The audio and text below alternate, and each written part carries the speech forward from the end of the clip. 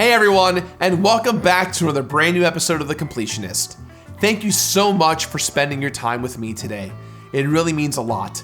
Here's to new beginnings and to our future together as a community. Now, I don't think it's necessarily hyperbolic to say that Donkey Kong has changed my life in more ways than I can describe. I've completed every Donkey Kong Country game, most of them several times over, and the connections that I have personally made to the former Rare developers that worked on those games have given me some of the most meaningful moments of my career.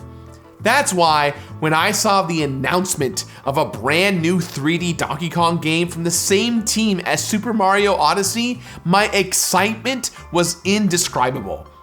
Now there's a whole horde of stuff to cover here, so I'll do my best to stay focused and try not to smash too many things along the way. Yeah.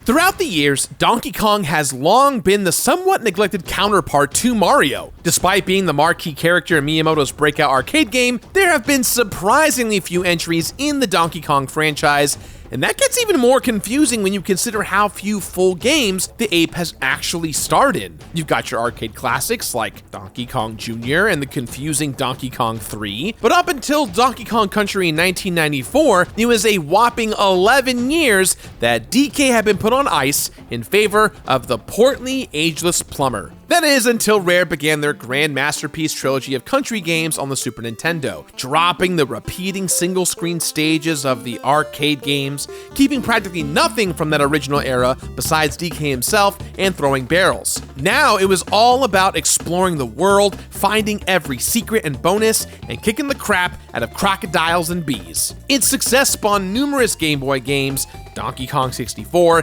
Diddy Kong Racing, and a disturbing 3D animated cartoon which everyone everywhere is still having a hard time getting over. It rocketed Rare to being a second-party developer with Nintendo, right up until their Microsoft purchase. With that change in ownership, though, came yet another transformation for DK. We then entered the era of the DK bongos. Spin-offs and party games became DK's stomping ground, and that sucked if you were a big fan of those country games. If you want to crush some rock lobster with one of the most ridiculous peripherals Nintendo has ever made, then Donkey Konga has you covered. Your other option was the completely out-of-its-mind, cocaine-driven Donkey Kong Jungle Beat, which I actually covered a few years ago on the show. It's a super unique game that really showcases the creativity at Nintendo Entertainment's analysis and development studio, better known as EAD Tokyo. The bongos had to die at some point, so in 2010, Retro Studios stepped away from the Metroid Prime trilogy and came forward with DKC Returns and Tropical Freeze respectively. Despite the critical praise and due to no fault of the Wii U's stumbling, the revival of DK was yet extremely short-lived. For another excruciatingly long 11-year span,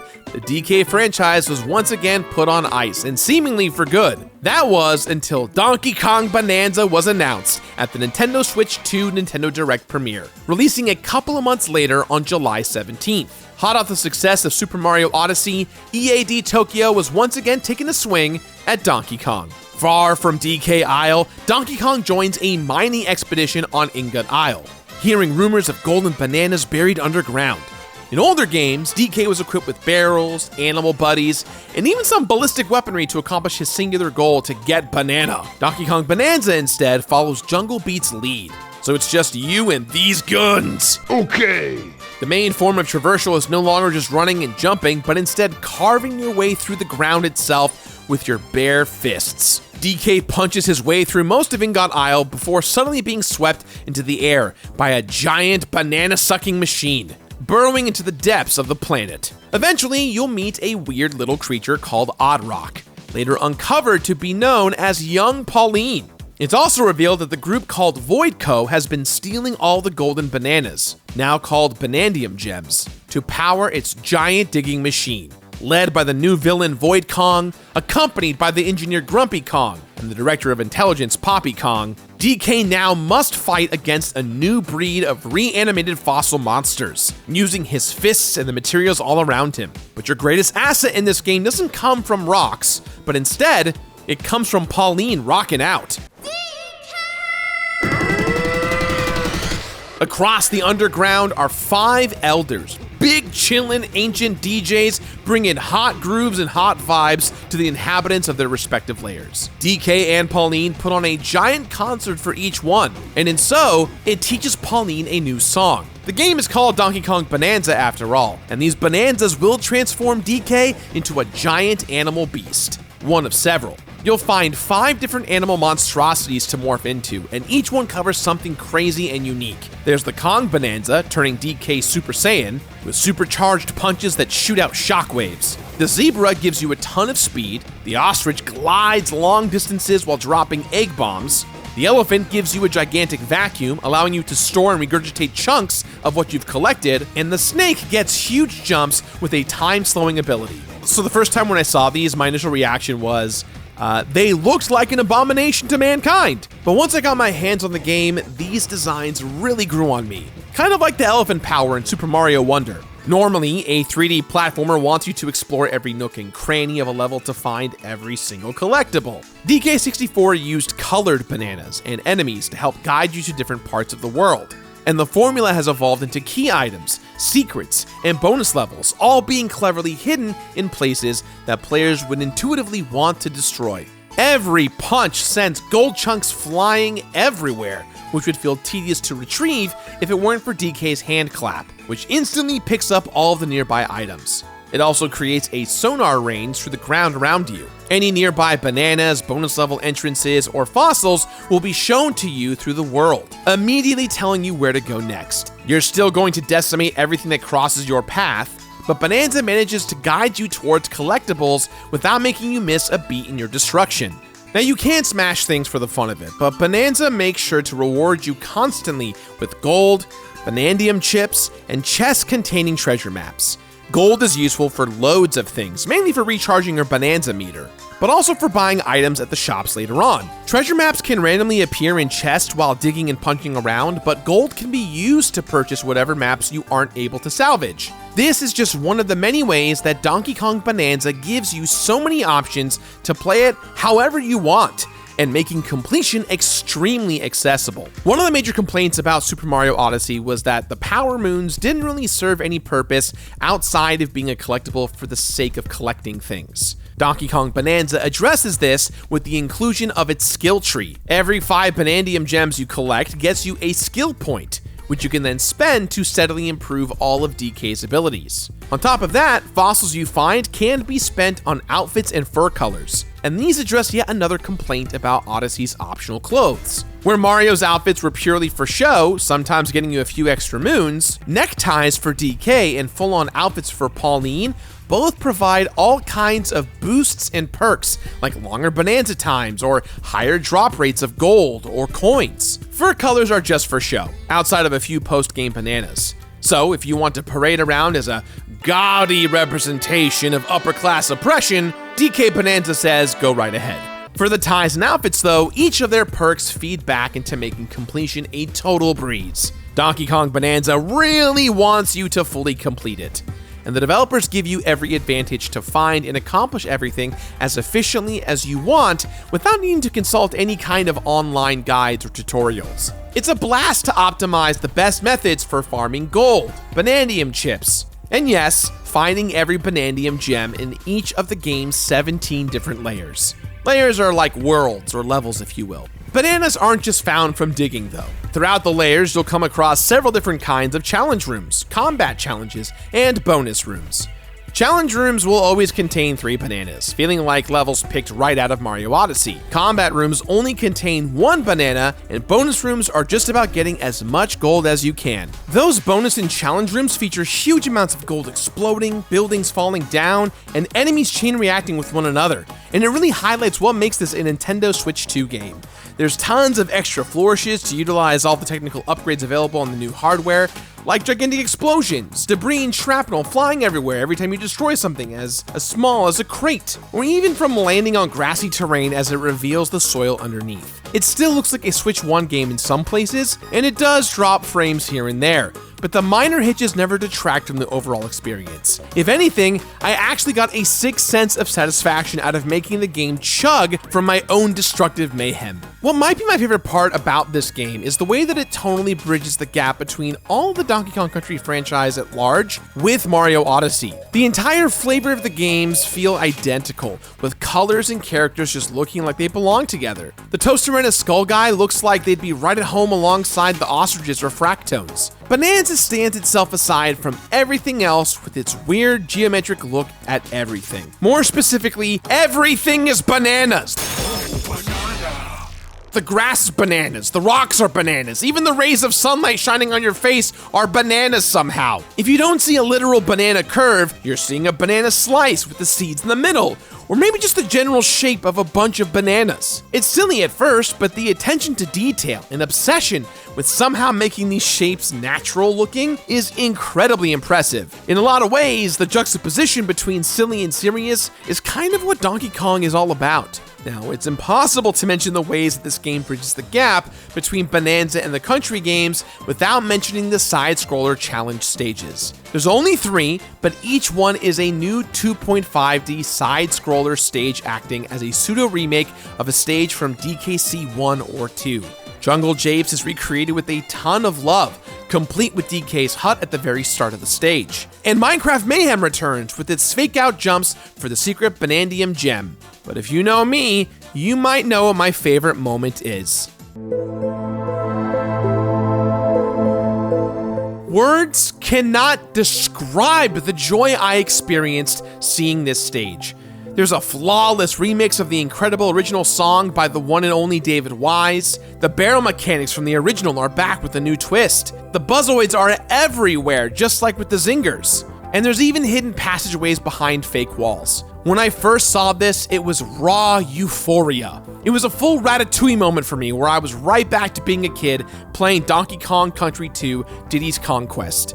Nothing could have prepared me for the wave of emotion and tears that this one bonus level brought me. I don't care if it's fan service, it's tight as hell, and it means the world to me that it's here in this game. The thing is, the fan service isn't just there purely for nostalgia points. The designers are working overtime to capture the mood of all of the country games. An important part of the Donkey Kong games is not only the high-octane moments of action and platforming, but the meditative moments of exploration, giving the player plenty of time to soak it all up and take a breath. So the main layers let you pick through the environment with very few obstacles, giving you an opportunity to let loose to start. As you explore the sub-layers, you'll encounter more enemies, terrain hazards, and eventually navigate complex platforming sections, ending with the area's climactic boss fight. Boss fights were not a highlight in Super Mario Odyssey in my eyes, but Bananza at least keeps it fun and creative, even though they never really challenged me at any given point. DK and Pauline do their incredible end-of-layer dance, jump down the pit,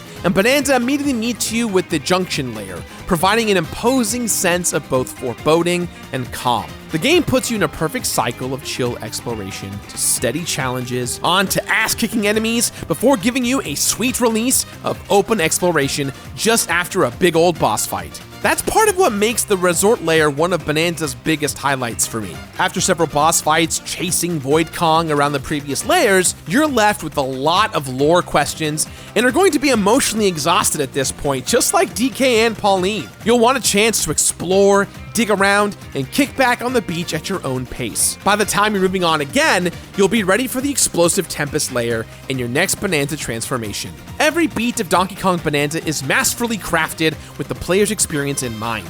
Not just in the pacing of the gameplay, but also within the storytelling itself. Not only has EAD Tokyo meticulously crafted each layer of the world we've been greedily destroying, they've also built layer upon layer of metaphors, references, and deeply thoughtful tributes and tie-ins to the entire Donkey Kong franchise. Now, the levels and gameplay showcase this just fine, but nowhere do these little details shine brighter than in Donkey Kong and Pauline themselves. When you first meet, Pauline is petrified of DK, having just been kidnapped by Void Kong and his cronies. It isn't until DK starts whistling for her that she lets down her guard, and finally joins DK on his journey to the center of the planet. Upon reaching the first Bananza concert, you get to see that, despite her love of singing, Pauline is petrified of performing in front of crowds. However, as you progress through the game, You get to watch those anxieties slowly melt away at each new Bananza concert, until the last one has her cheering DK on before they've even started. There are lots of moments in between that give Pauline time to shine. Throughout each layer, there are buildable getaway spots that give DK and Pauline a chance to rest, change their outfit, maybe listen to music that you've been collecting along the way. I was always stoked to come across these since each one has a unique piece of dialogue with Pauline as you both begin falling asleep. Shoutouts to Jenny Kidd who plays Pauline in this game. She sells every line incredibly well, and she really blew me away with how expressive and silly she was throughout the entire game. It might be something really important, like Pauline reminiscing about her grandmother. Or it could be something ridiculous, like Pauline telling you she ate a weird rock today. If you compare this to Cappy from Mario Odyssey, or any of Link's companions, the difference is immediately obvious. She never spoils any puzzles, never gets in your way, and never nags on you. Pauline is a person with needs, wants, fears, and goals. It isn't just cutscenes that show you this either. When you first start, Pauline is there everywhere. Every time DK gets into a barrel, accidentally hits an NPC, or even while fighting enemies. As you progress down through each layer, she relaxes more and more until she's cheering you on with your bloodlust and rage rampaging in full force. Bananza is packed with some of the most expressive and lively animations ever featured in a Nintendo game. Throughout the whole game, Donkey Kong is the one cheering Pauline on at every step of the way. He's the first person that Pauline feels comfortable singing around, and that's what fuels his transformations in the first place. Pauline and DK highlight the attention to detail of the designers at EAD Tokyo, and that gets cranked up all the way to 11 when you start looking at the lore within Donkey Kong Bananza. Now this is your final warning. We're talking full-on spoilers from here on in. I just want to give you all the heads up. In my eyes, the ending twist of Bananza is one of the biggest surprises I've had with a video game in quite some time, and I think you deserve to experience that as well. Cool? Cool. All right, last call. Ready? All right, let's go. Okay, so can I talk to you about the lore with you real quick? Can I please talk to you about the lore? I've been dying to talk to you about the lore for weeks. The canon timeline. This keeps coming up over and over again in all my research. The canon timeline. I look at YouTube, I read the Reddit threads, and the whole conversation is about the canon.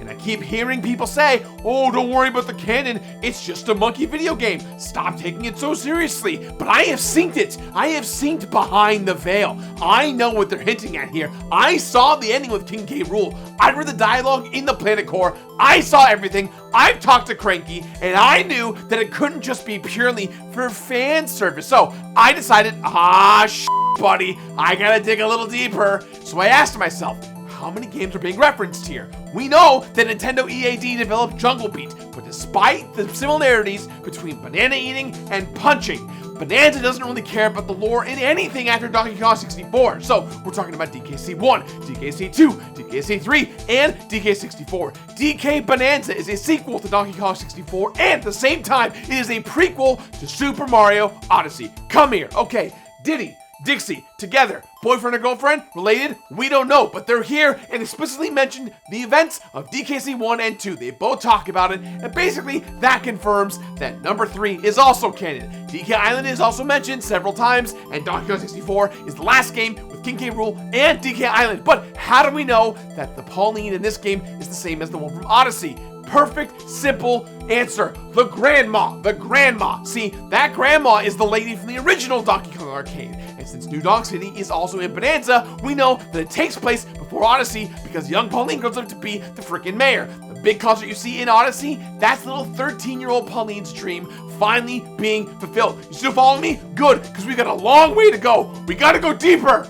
Okay, so K. Rool is trapped in the Forbidden Lair, and the Kremlings are trapped in the planet Core, right? How do they get there? Well, Bananza only gives you little breadcrumbs to nibble on about its world, so some people say that the lore doesn't really matter at all, and the game doesn't care about the Donkey Kong canon at all.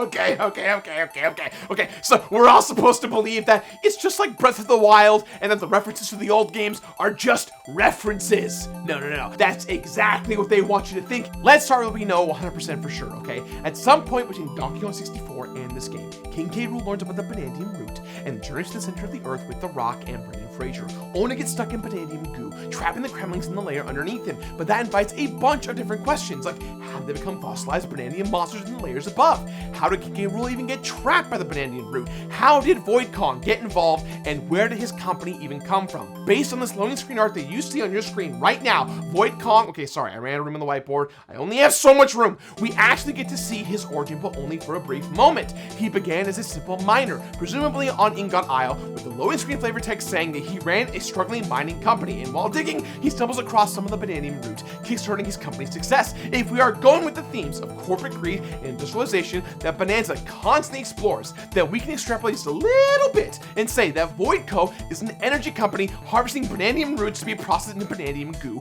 to fuel the company's machines and profits. Stay with me, folks, we're going deeper. This is supported by the huge factory in the canyon layer, which produces loads of waste dumped into the landfill layer. As for who is running the facilities and reanimating the Kremling fossils, it's gotta be Void Co. and Void Kong. Another loading screen says that Void Kong mind controls the fossils and other inhabitants to replace his struggling workforce. But that leads to another question though. Why are the Kremlings fossilized in the first place? Well, it's been 26 years since the release of Donkey Kong 64. That time gap could explain why King K. Rool and the Kremlings weren't in the Returns games or even Jungle Beat. Him and all of his cronies were underground, digging for buried treasure. It's also very likely that the factories and the refineries weren't originally built by Void Co., but actually by King K. Rool and the crew long before the events of Donkey Kong Bananza. The first time you see Cranky Kong, you think, oh, what a funny bit. He just repeats the same lecture over and over again. Hilarious, right? Wrong. You'd be dead wrong. If you're paying attention, you'll notice that in each new layer,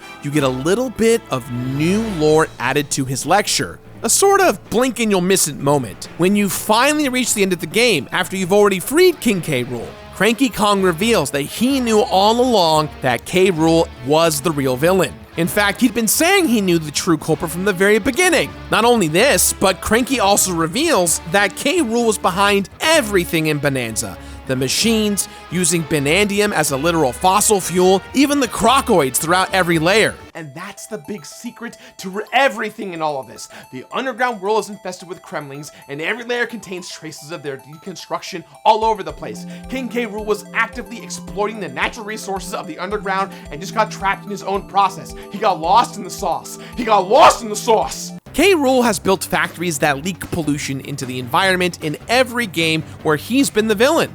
So why wouldn't he do the same here? This also explains why the underground is littered with pirate chests, treasure maps, and Kremling green crates. If this is the case though, then some, or all, of Void Co.'s technology was actually developed by the Kremlings. And this Banandium goo that they use to power their devices is exactly what trapped King K. Rool in the first place. That hardened Banandium rot is the very thing that prevented him from reaching the Banandium root in the core. Pauline singing activates Banandium, so that means the void tape sealing stuff up throughout the game is also made from the same material that trapped King K. Rool in hardened Banandium in the Forbidden Layer. King K. Rool got greedy and screwed himself over right before reaching the end.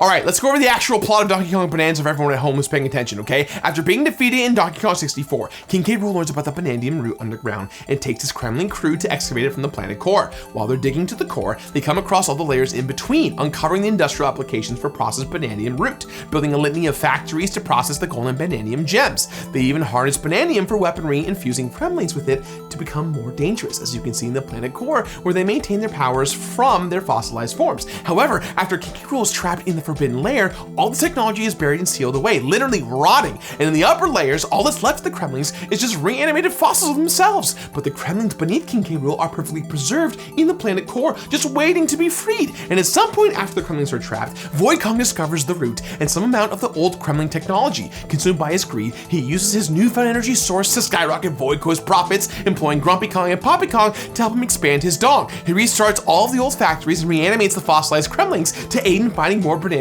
gems, collecting golden bananas along the way to fuel his planet brewing machine. But how does Pauline get involved in all of this? Well, if Pauline's grandmother was known for her singing, like Pauline says she was, then she would probably be the only human that the Kongs really know about. If Void discovered that human singing can activate Banandium, then it makes sense that he'd kidnap the only singing human he'd know, possibly even mistaking Pauline for her grandmother. They seal her up in void tape and plan on letting her out once they reach the Forbidden Layer. And that's where all of our single-minded ape friends show show up, including Donkey Kong himself. DK smashes his way through Boyd Kong, stealing gems before Boyd is bizzle popped from the plot by King K. Rool, making way for the Crocodile King to immediately take his rightful place as the one true real villain of this game. I know. It's a lot. But that's pretty much my best explanation for the entire underlying plot that is Donkey Kong Bonanza. There's definitely more here since there's more flavor text in this game than your average Dark Souls title. But I think you all get the idea. No reference was an accident or a mistake. The designers of Donkey Kong Bonanza put a lot of thought into how all of this goes together and really wanted to encourage players to figure it out for themselves. Now, while there's plenty of retconning of the older games here, it's clear that the writers did try to follow some kind of continuity within the series. In the same way that the first Donkey Kong Country game tells the story of King K. Rool trying to colonize and pollute DK's islands and natural environments, Bonanza has its own hidden subplot with themes of corporate greed, petty leadership sniping, and CEOs repeatedly devaluing their workforce, treating them not just as worthless, but easily replaceable. It's a lot of fun to pick at this bit by bit, finding every little hint that the developers left behind for players to find, and especially recontextualizing all the weird stuff that might have just seemed like a cheeky reference at first. Nintendo definitely wanted you to have an icebox moment with the entire game after seeing the twist in the planet core, and that's why nobody wants to accidentally spoil new players. All of this just enhances the great story that's here, and some of the best moments are right at the very end. Upon reaching New Donk City, Pauline stays behind and the two are separated in a bittersweet farewell. I was somehow emotionally invested when Donkey Kong put his lust for bananas aside to consider what Pauline wants. EAD Tokyo gave Donkey Kong complex emotions, and I can't believe that this isn't a joke here. Pauline stays behind and DK leaps towards his simple yet equally valued dream, giving the game a twist on the message. Prior to this, I really thought it would just be a simple story of overcoming shyness, but it goes one step further. By not getting her concert immediately, Pauline finds a sense of fulfillment from within. And for the first time in the story, somebody puts their own dreams aside. She had her dreams fulfilled already, after all, and she did so herself. After the credits, DK is dumped back into Ingot Isle for the post-game, but now without Pauline, making for a surprisingly sad send-off. When you first start Donkey Kong Bonanza, you're just decimating everything in sight, eviscerating the landscape with your raw strength. DK feels unstoppable. And yet, after the credits rolled here, you smash through a wall exactly the same way when the game started, and you're immediately met with the revamped Ingot Isle, filled with new collectibles and challenges. Challenges that, without Pauline and her Bananza transformations, seem impossible. Now that loss stings, and you feel the emptiness throughout the gameplay. When Pauline rejoins you at the Bonanza rehearsals, you're immediately flooded with a sense of comfort and relief. The story might be simple on paper, but seeing the characters go through everything with so much life and expressiveness just makes this story engaging in every step of the way. Donkey Kong Bonanza has become one of my new favorite 3D platformers of all time, topping Odyssey in ways that I did not think were possible. Donkey Kong Bonanza is designed from top to bottom with completion in mind. The game tracks 100% completion in 3 parts, each denoted by 3 stars you can obtain on your save file. The first one's pretty straightforward. Reach the end of your main story, and then you'll get your first star. The second star comes from completing all of the Bonanza Elders' final rehearsal stages, ending with the Great Harmonial's final rehearsal. The challenge rooms are usually where Bonanza hides its toughest challenges, and that's especially true when you reach these rehearsals. Each rehearsal requires that you've collected a certain number of the game's Bonandium gems, but by the time I got to the post-game, I had way more than enough for all of them. So unless you're not collecting as you go, you should be fine to do them right away.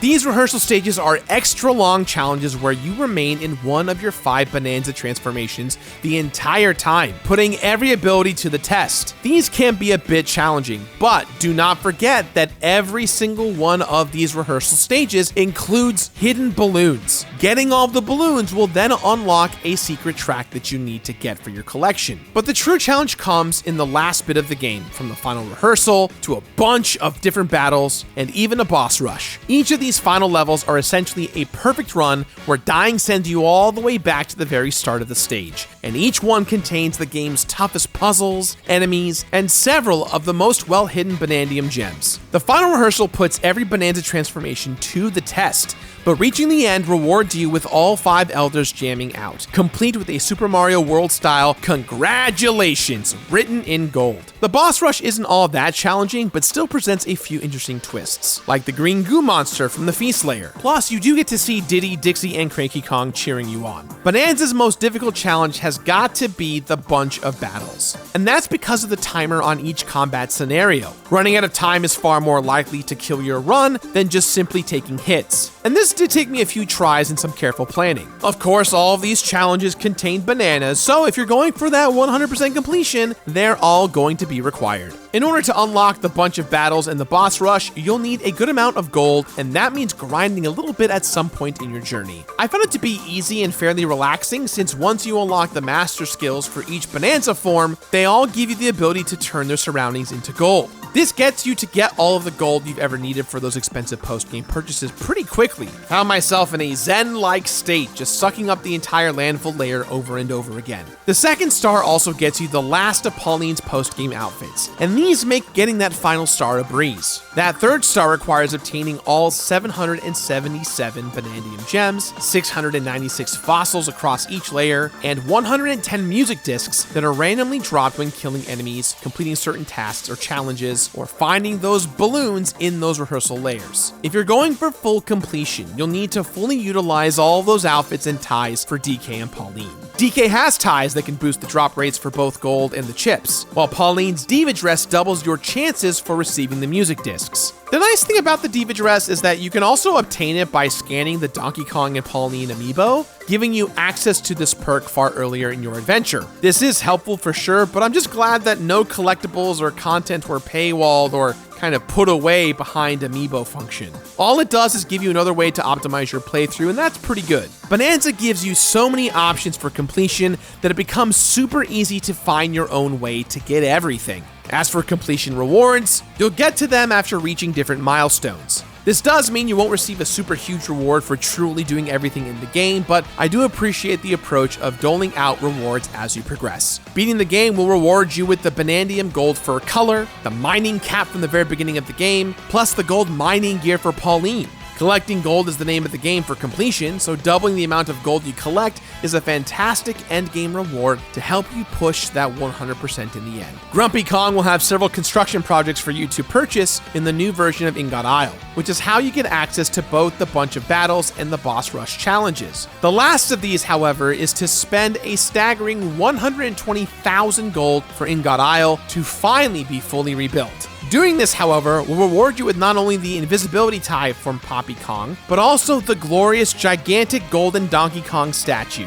with a golden banana sitting right at the top. It's fun to destroy and get gold, but at this point, you don't need it anymore. Completing all the rehearsals will reward you with the Diva Dress, Pauline's outfit from Mario Odyssey if you have not used the amiibo, along with the extra happy ending where Pauline finally gets to perform the song she spent all of the rehearsals brainstorming, and DK is right there cheering her on. After your third star, that ending will slightly change, adding inhabitants from each of the game's layers to Pauline's audience. Now, there is one last task that isn't counted in the 3 stars, but is still tied to a reward somehow. Maxing out your skill tree is the final task for completion, which requires purchasing an extra 223 bananas from the Banandium chip shops. Doing so will cap out your banana count to exactly 1,000, providing the final completion reward. You get your red balloons replaced with the design of DK's head, just like in the country games. It's a small touch, but combined with all the other rewards, it makes for a beautiful final nod to Rare's entries, and I was very happy to see it. Now, typically this is where the video would end, I'd give my rating and we'd move on. However, literally about a week or 2 ago, to my surprise, DLC showed up. On September 12th, Nintendo shadow dropped the new Emerald Rush DLC, bringing with it DK Island, a location that was suspiciously missing from the base game. This new version of the island feels like it has a reference to just about every major DK game, like the hole at the top of the summit from the end of DKC Returns, the minecarts that run in and around the cliffs, a wrecked Kremling pirate ship. Even the ridiculous DK bongos are here. Cranky, Diddy, Dixie, Ramby, and Squawks are all here and can be moved around for you to pose for photos around the island. It feels like the island is littered with the history of Donkey Kong's various eras, connecting them all, creating one cohesive Donkey Kong world. However, the real meat and potatoes of this DLC is the new Emerald Rush roguelike game mode. Void Kong is back from the main game, hiding in disgrace on his wrecked dirt pile driver. Void recruits DK and Pauline to collect emerald ore across most of the layers from the base game. You're dropped into a set of either 6, 10, or 15 rounds depending on your difficulty, with each one containing a quota for how much emerald you need to collect in order to continue and complete the final round. Emerald ore takes the place of all of the gold located throughout every single layer. And this is where the roguelike element comes in. At the start of every run, DK is stripped of all of his upgrades and abilities, and you'll suddenly regain them through a mix of random drops and selectively spending your chips on your now empty skill tree. Bananas and fossils will reward emerald ore, but more importantly, will also bring in new perks such as multipliers to killing specific enemies, using certain Bananza attacks, destroying terrain. On the higher difficulties, even your Bananzas are taken away and put into the rotation. That means that if you aren't able to get a specific transformation depending on the layer, you need to either start over or pivot on your feet to try and recover your run. Those harder difficulties bring way higher emerald quotes after all, so you've really got to know the layers like the back of your hand and make sure you're selecting your bonuses and perks deliberately and planning accordingly. It isn't just the timer in each round complicating the gameplay either. You'll continuously be given smaller challenges in the form of void tasks. These tasks can involve destroying emerald chunks, killing all the enemies in a certain area, or even just high-fiving any NPC around you. These can randomly appear on any sub-layer of a layer, and that might mean trekking all the way from the very start to the pit at the end. Another new addition comes in the form of warp barrels, which can either teleport you to any of your checkpoints or even shoot you straight into the air. The twist is that these barrels are consumable and you'll only get more as a reward for completing a round or getting more added in the form of a perk. All of this makes for a super fun twist on the normal collectathon gameplay from the main game with a shocking amount of content. Every run becomes a big speedrun challenge, racing between every collectible and emerald source, with your points between runs spent on new perks, taking perks out of circulation, or even new outfits. It's such an insane amount of new content that my playtime completing this DLC basically tripled when in comparison to the main game. Where the base game in Donkey Kong Bananza took me roughly 25 to 40 hours to complete, this DLC pushed my playtime well over 80 to 100 hours. There's no question that there is easily enough content here to justify the new price tag, but only if you like these roguelike modes. If you don't like these roguelike modes, then this might be a waste of time for you. Emerald Rush transforms Bananza into an entirely different game, and I had a blast optimizing my runs through every single layer. Unfortunately, this fun just doesn't hold up through completion, however. There are 7 difficulties across several layers, and completing the hardest difficulty doesn't count for the easier ones like it normally would in a game like Mario Kart. You need at least A rank on all 7 difficulties per layer. That's 15 to 45 minutes per run, and that's assuming that every run is successful. Each run rewards you with rating points on your Void Kong employee card, with various rewards for unlocking various point totals. This is how you unlock each of the layers, more perks randomly appear in your pools, plus the new DLC outfits and music discs added to the game. Those outfits, however, only get you bonuses in Emerald Rush though, so they're just costumes at the end of the day. At 10,000 points total, you'll finally get a rematch with Void Kong, making for a really cool secret final boss with a ton of health. Now, a lot of people find this fight to be super tough, but just like all the boss fights in the main game, I absolutely obliterated him pretty easily in one try. The fight is still pretty cool, but there's no dialogue or story context to any of it. Suddenly, you'll see a new menu option that says, "I should fight Void," and beating him just puts you right back where you started. No context, no reasoning. In a game where everything has some kind of story or lore explanation, it's pretty anticlimactic if you ask me. Topping it all off though, after clearing each and every individual difficulty on every single layer, you receive absolutely nothing for your efforts. We are so back, folks. We are so back. Giving your leftover Banandium chips to Squawks the bird will generate you several statues. Just about every character in Bananza has a statue, and they're displayed all over DK Island. You'll see all the elders, every kind of fractone, the crocoids, all the kremlings, and even yet another golden statue with DK and Pauline together to celebrate that you've got them all. As for the statues themselves, they look cool, but just like the outfits you unlock, obtaining all of them gets you nothing besides just kind of having them. Now, there is one last weird collectible or puzzle in the DLC. In the floating island above DK Island, you will see the Banandium Tone, a banana-shaped fractone giving you 8 coded riddles to solve. This is a puzzle straight out of the game Fez, where you need to decode the language to figure out what sequence of button presses and actions you need to take for each solution. Now, I'll be real, this isn't really worth the effort that's needed for this. If you're the rare breed of person that enjoys completing Fez without some type of walkthrough, this is for you. Unlike Fez though, your reward for cryptographic decoding isn't a mysterious lore revelation, or even a new ending, or anything close like that. It's just a new necktie that randomly cycles DK and Pauline's outfits as you play.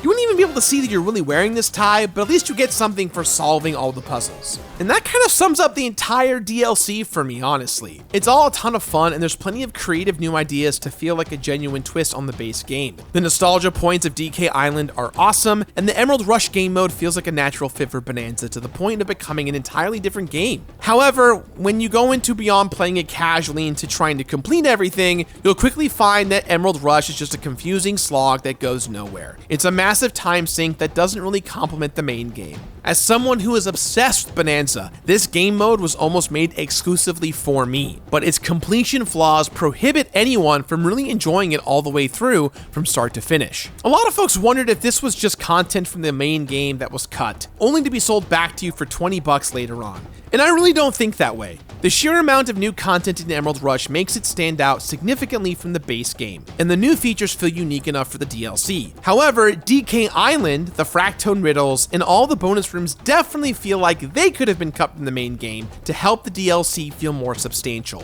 When the base game is such a wonderful and rewarding journey to 100% complete, it stings way more to say that this DLC is best avoided unless you've seen and done everything and desperately want more of DK and Pauline. Despite my mixed feelings on the DLC, I don't want that to take away from just how much I really enjoyed Donkey Kong Bananza. I have spent so many years missing the country games, but more importantly than that, missing the era of Rare's Donkey Kong's interpretations of the character in the franchise specifically. Donkey Kong Bananza fulfills everything I could have possibly wanted in a true revival following in Rare's footsteps, and I was hooked on this game until the very last moments of the game itself. Now, I loved endlessly collecting items, but the story and the lore are some of my biggest highlights coming out of this.